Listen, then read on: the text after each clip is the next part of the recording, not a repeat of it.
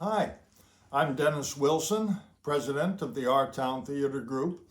And as you know, we have not been able to perform because of the pandemic lockdown.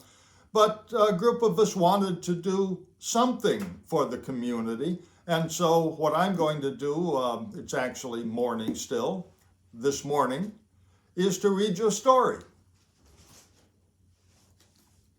from a book by Tom Bodett called The End of the Road. It's a wonderful, wonderful book. Tom Bodett is a wonderful modern writer, and he's written my favorite Thanksgiving story.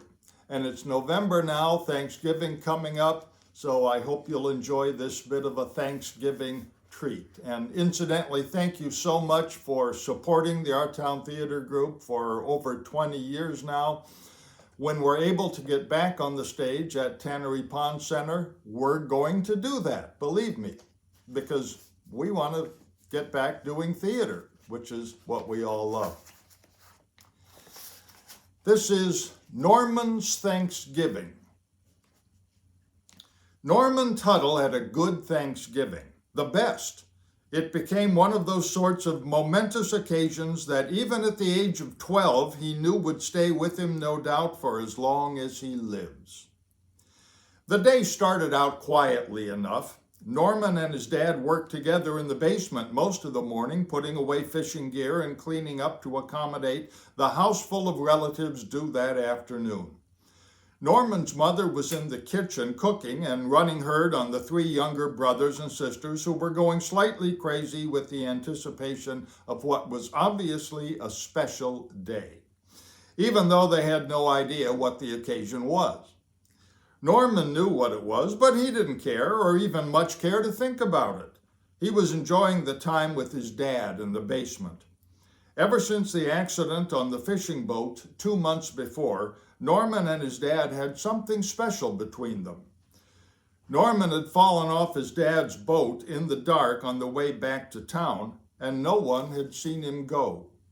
He'd sat on an old dock piling he'd managed to bump into for most of the night, waiting for his father to notice he was gone and come find him.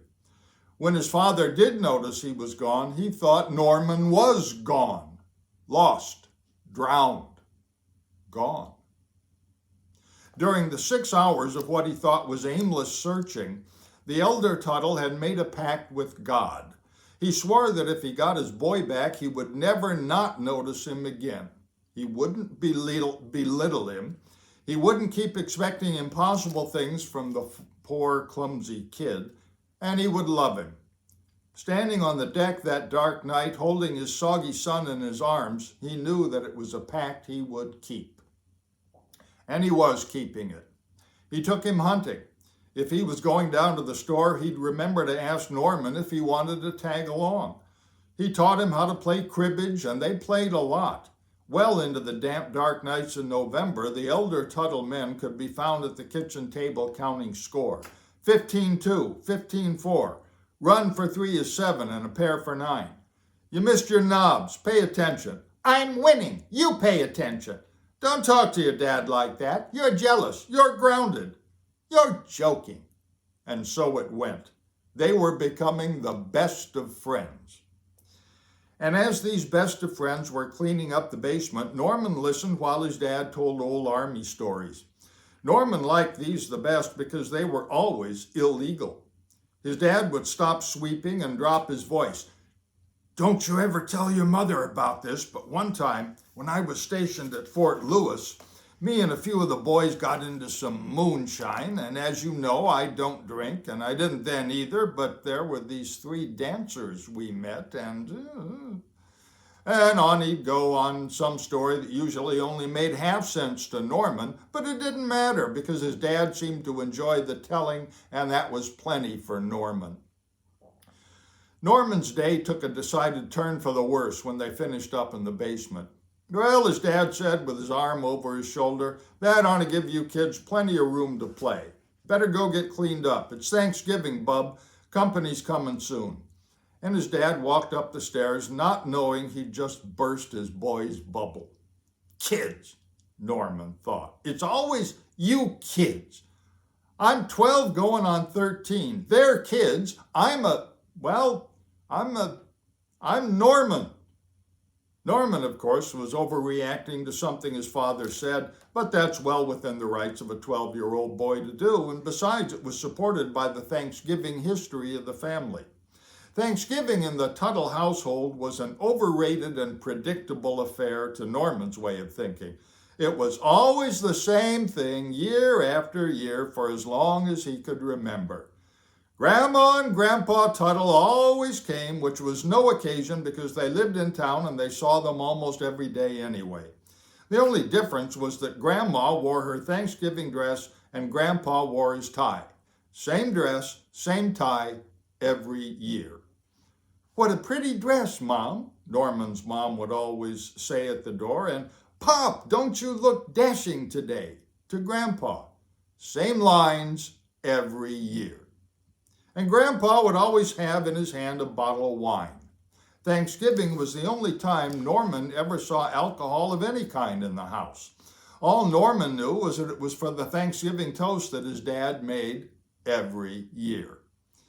Then Uncle Stu and Aunt Sissy would show up.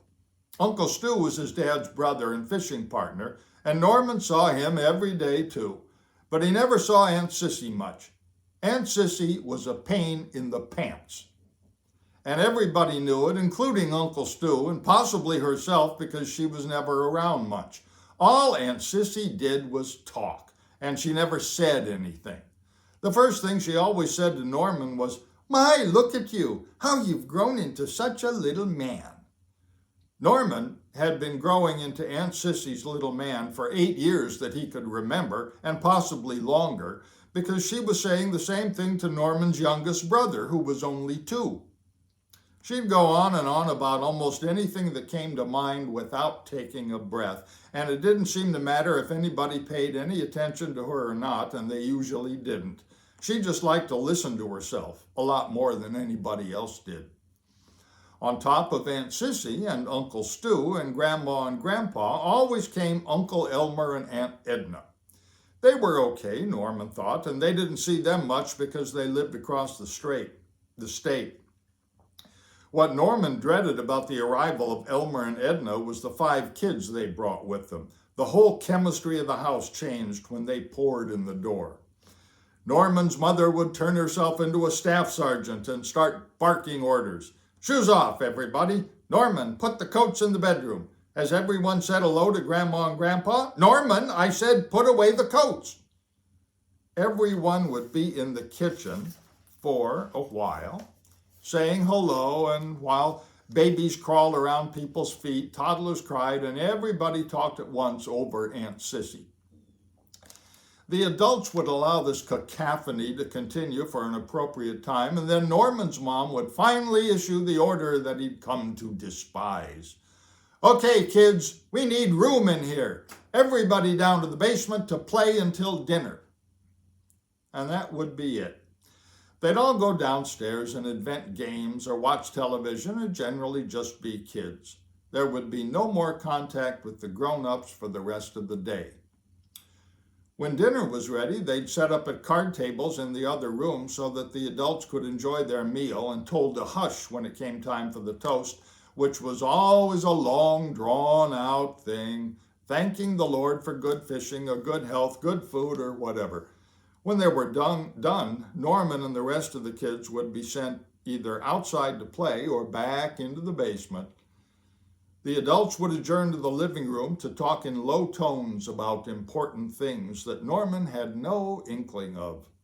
Norman wasn't sure he belonged in the living room, but he knew he didn't belong in the basement.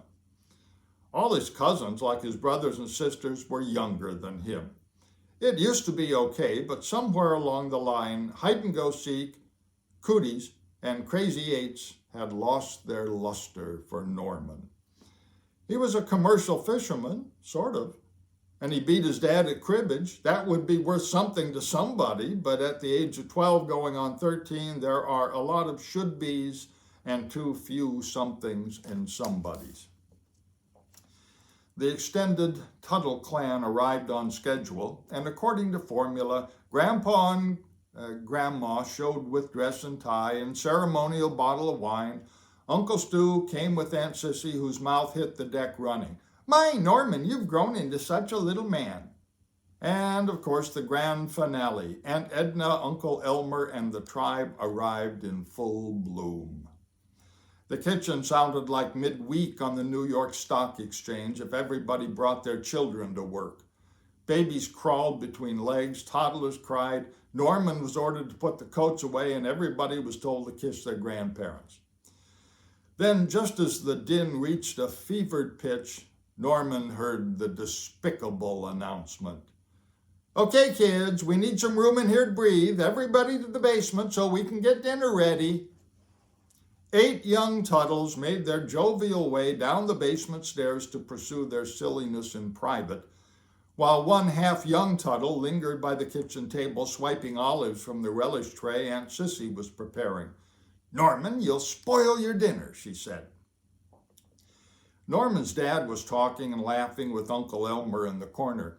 When he heard Aunt Sissy, he glanced to Norman absently and said, "Norman, your mother said kids to the basement. Go now." Norman looked at his dad and his heart fell into his socks. Hadn't he just been telling him dirty stories in the basement not 2 hours ago?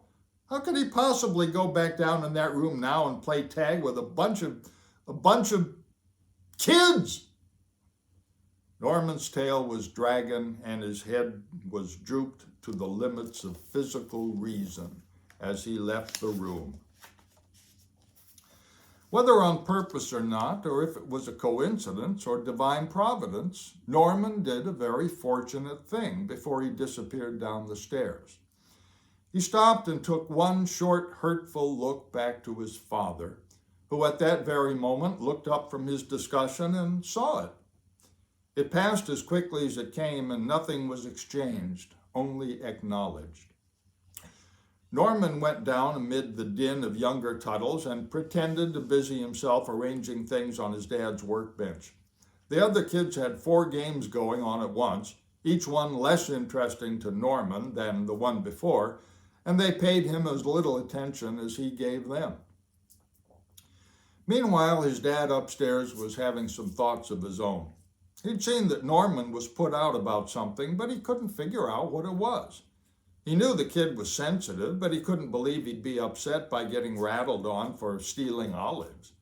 So he sent him downstairs. Big deal. It was Thanksgiving. That's where the kids go on Thanksgiving. It wasn't until just a little while later, when Norman's dad watched Grandpa Tuttle, his dad, pouring the wine into the glasses before dinner, that the problem came clear to him. He remembered the year, and it wasn't that long ago that his dad had handed over the responsibility of the Thanksgiving toast to him. "Frank," he said, "it's your house and you're the boss. Would you do us the honors, sir?" And an honor it had been to stand and lift his glass and recount the Tuttle blessings as he saw them. The Tuttles were teetotalers, which is a lot harder to say than it is for them to do, so having the wine at dinner was a lot more glamorous than appeal. No one had ever really asked where the tradition started, and no one has ever finished their glass of wine either, but the tradition endures. Thinking about the toast and puzzling over Norman, Frank Tuttle made a grand decision and quietly set another place at the big table, complete with wine glass. When Aunt Sissy called the kids for dinner, Norman was the last body to slink up the stairs. He was looking at his feet as he walked past the big dining table and didn't see his dad until a hand reached out and touched his shoulder. "Norm," his dad said, "why don't you join us?" Like I said, there are just a few occasions that were allocated in this life that are going to stay with us all the way to the end, and this was certainly one of Norman's. For as long as he lives, he'll remember standing for the first time with the grown Tuttles with a mysterious half glass of dark red wine in his hand and listening to his father's benediction. He thanked the Lord for the good fishing season, and he thanked him for good health and a year of peace, and he thanked him for his healthy children. And he looked Norman full in the face and thanked his Lord most especially for bringing his oldest boy back to him to grow into such a fine young man.